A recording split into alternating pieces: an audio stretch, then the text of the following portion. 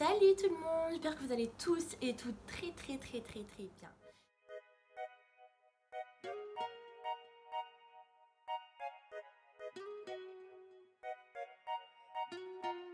Aujourd'hui, je voulais vous faire une story time, mais finalement je ne vais pas vous la diffuser.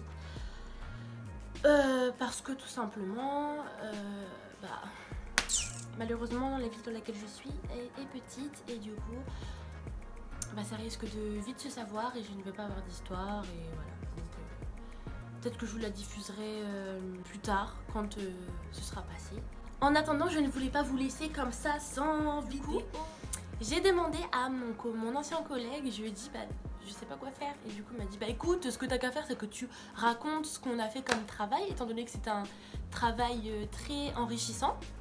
Donc il m'a dit écoute, t'as qu'à parler de ce qu'on faisait, tout ça, c'est une belle expérience, peut-être qu'il y a des gens que ça va intéresser, tout ça. Donc je me suis dit pourquoi pas en fait.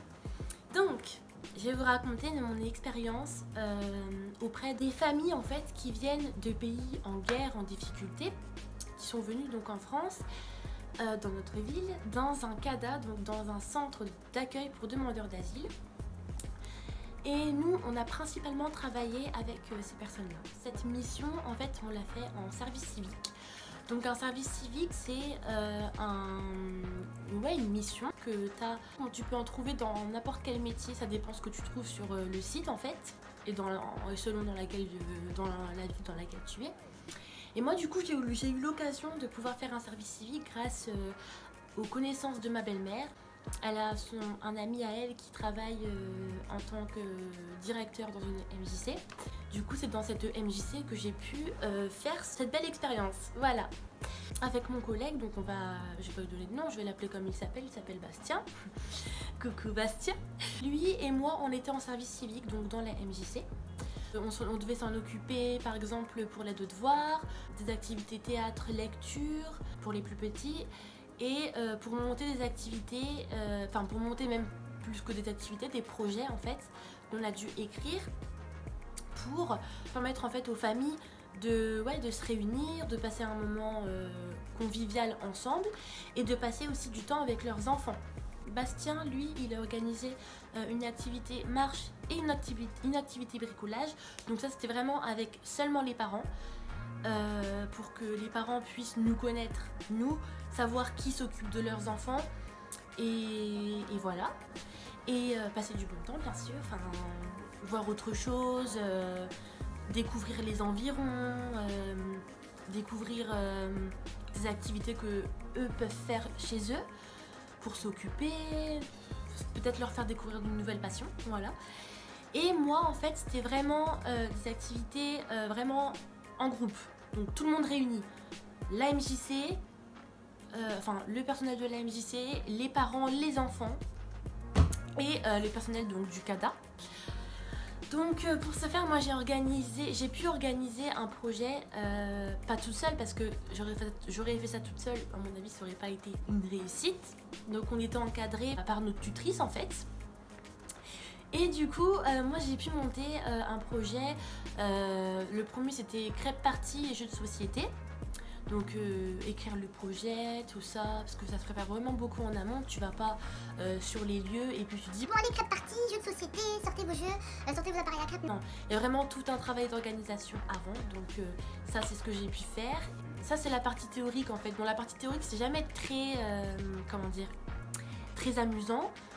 Mais quand on voit le résultat, franchement, en fait, quand vous voyez le sourire des gens, des enfants qui sont contents d'avoir fait une activité, franchement, c'est...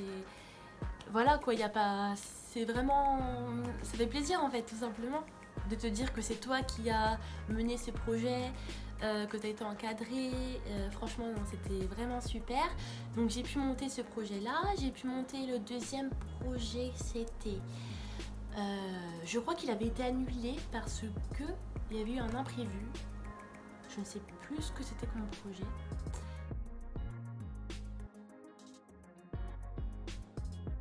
Le troisième projet c'était une Olympiade, donc c'était vraiment à la fin de l'année, quand il faisait soleil, tout ça. Donc préparer les jeux, chercher sur internet quel jeu tu vas faire, Je sais que j'avais fait plein de petits jeux de kermesse par exemple. Des jeux d'eau, c'était vraiment marrant. Et des jeux concernant les cinq sens. Vous voyez, la vue, l'ouïe, l'odorat, le goût, le toucher en fait. J'avais essayé de trouver des jeux un peu là-dessus, donc c'était vraiment sympathique. Et donc à côté de ça, on devait aussi animer tous les mercredis avec les plus petits, donc vraiment les enfants, un atelier lecture le matin. Donc soit on leur imprimait des histoires et puis on posait des questions sur les histoires, les enfants répondaient, puisque c'était lecture et écriture du coup, pour leur apprendre à lire et à écrire, sachant qu'ils vont quand même à l'école, donc c'est pas nous qui leur apprenons essentiellement à lire et à écrire, mais ça les aide.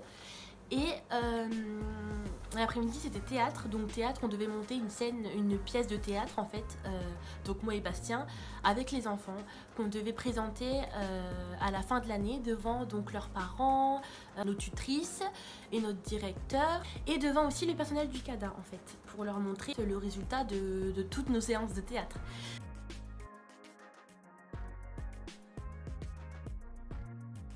Donc voilà, on avait fait plein de petits contes style Blanche-Neige, le petit chaperon rouge. Je crois que j'avais aussi inventé des petites histoires. J'avais été sur internet ou même j'ai été prendre dans mon imagination, parce que moi j'ai beaucoup d'imagination. Et j'avais pris des petits trucs marrants du style, oui, je me rappelais que j'avais appelé une pièce La Triche. En fait c'était les enfants qui était dans une cour de récré, et puis il y en a un qui dit oui, qui c'est qui a révisé tout ça, l'autre il dit moi j'ai révisé toute la nuit, moi j'ai pas révisé mais j'ai un anti-sèche et tout, et puis au final le surveillant il dit ouais votre prof il est pas là et tout, et du coup celui qui a l'anti-sèche il dit ouais bah vas-y je déchire mon anti-sèche et tout, le prof il est pas là, et entre temps le surveillant il dit sauf que c'est moi qui vais vous surveiller, enfin vous surveiller pendant le devoir en fait, donc finalement il a déchiré son anti-sèche et bah il a quand même le devoir. Et du coup j'avais mis en morale c'est pas bien de tricher tout ça, enfin des trucs à faire et à ne pas faire en fait, c'était vraiment quelque chose qui était recherché tout ça. Donc ça j'étais contente du résultat final. Et bon, mon collègue Bastien, entre temps, lui, il a commencé plus tôt que moi le service civique, donc forcément il est parti plus tôt que moi. Et à la fin, je me suis retrouvée toute seule, donc du coup, ça m'a fait grave bizarre. J'avais mon bureau, parce qu'en fait, on était en face en fait. Et quand j'étais là, je regardais, puis non, en fait, il était pas là, donc ça faisait bizarre. Mais franchement, c'était une super belle expérience. Je sais pas si vous avez tout compris, parce que si j'expliquais vraiment tout de A à Z, ce serait trop long. C'est vraiment pour vous partager mon expérience auprès de familles qui ont vécu des choses que nous, on n'a pas connues, des choses vraiment atroces. Ils ont perdu de la famille, tout ça, et de leur redonner en fait le sourire et de partager des activités avec eux, de leur faire découvrir les environs, que ce soit l'atelier marche, de leur faire découvrir le bricolage, comme quoi qu'on peut avec nos mains faire, fabriquer des choses. Voilà quoi, c'est vraiment une super belle expérience et moi j'en suis très contente.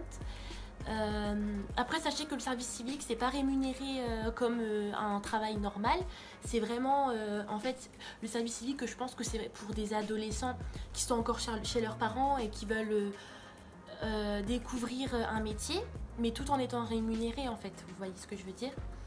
Moi franchement j'étais déjà partie de chez ma maman à cette époque là. Théo il travaillait et à deux on s'en sortait même avec ça. Mais franchement c'était une super belle expérience, on a été super bien encadrés en plus de ça.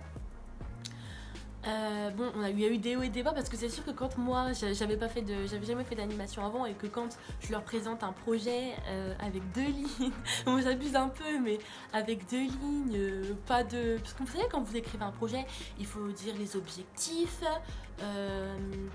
enfin, il y a vraiment une trame à respecter en fait. Et moi, j'avais dû écrire un truc du style je ferai ça, avec ça, avec ça, avec ça. Et je me suis fait démonter parce que c'était nul. Tu peux pas faire un truc comme ça. Mais franchement, ouais, une super belle expérience. Parce qu'on faisait aussi les devoirs. Je sais plus si je vous en ai parlé. Je les accompagnais dans leur scolarité, j'ai envie de vous dire. Ça a duré très longtemps parce que 10 mois, c'est long quand même.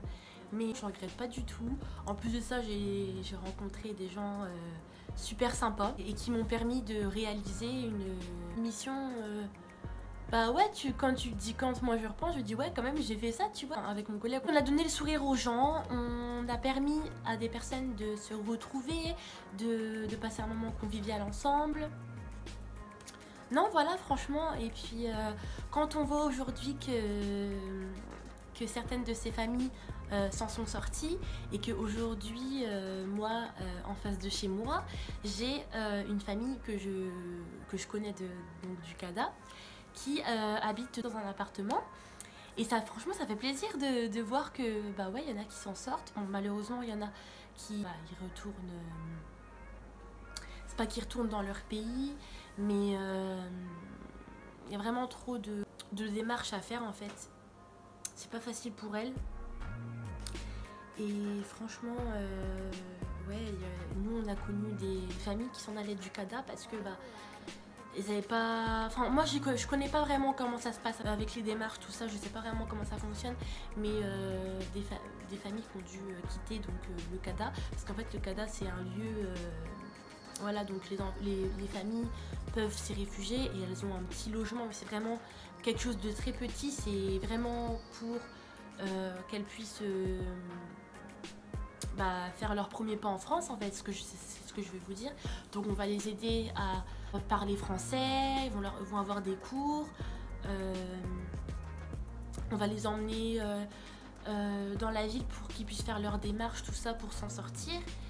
Et franchement, je trouve que c'est une belle association, enfin je sais pas si c'est une association, mais en tout cas j'espère vraiment que toutes les familles qui sont au sein de CADA, et même pas forcément dans ma ville, mais toutes les familles qui sont dans les cas comme ça, j'espère vraiment qu'elles vont s'en sortir parce qu'elles le méritent en fait.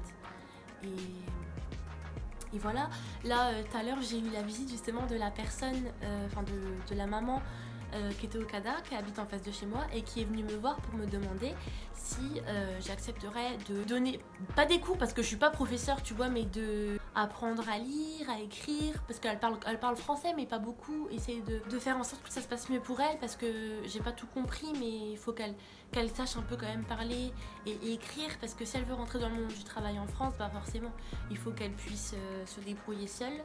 Et du coup elle est venue tout à l'heure me demander et je lui ai dit bah évidemment, puis en plus elle voulait me rémunérer. Je lui ai dit non mais non, enfin on se connaît, moi ça me fait plaisir de voir que vous avez pu quitter le CADA et que vous avez pu trouver un logement pour vos enfants, tout ça. Parce que vraiment au CADA c'était vraiment des petites pièces qu'ils avaient, vous voyez, pour une famille. Souvent c'est des grosses familles, alors c'est un peu compliqué. Mais là franchement ça m'a fait grave plaisir de voir que elle a pensé à moi et que voilà quoi, je sais pas pourquoi je la ferais payer. Forcément on le sait quand il y a des familles qui sont comme ça, mais quand on les voit pour de vrai et qu'elles nous racontent leurs expériences face à face, des choses qu'elles ont vécues, forcément ça touche en fait, ça touche. Donc moi, de cette expérience, je peux le dire, j'en ressors grandi. Et mon collègue, c'est pareil, je pense. Et voilà, on a bien rigolé, on a bien discuté, franchement, ouais, une belle expérience. Et si c'était à refaire, je le referais, évidemment. Voilà, en tout cas, j'espère que cette vidéo vous aura plu. Je voulais vraiment vous parler d'un sujet qui me tient à cœur. Et j'espère en tout cas vraiment que ça vous aura plu et que si vous pouvez faire des trucs comme ça dans votre vie, faites-le, parce que franchement, quand vous y repensez, vous vous dites ouais, bah ouais, j'ai fait ça en fait, j'ai fait et vous pouvez que être fiers en fait, c'est tout. Et en plus vous rencontrez des gens très gentils, avec la main sur le cœur. Non franchement c'est touchant, c'est vraiment touchant. Voilà, en tout cas je vous fais des gros bisous, je reviens la semaine prochaine pour une nouvelle vidéo. En tout cas si vous avez des idées de vidéos que vous aimeriez voir, n'hésitez pas à me dire tout ça en commentaire. N'oubliez pas de vous abonner, de commenter justement, d'activer la cloche de notification si bien sûr vous voulez être informé dès que je poste une vidéo.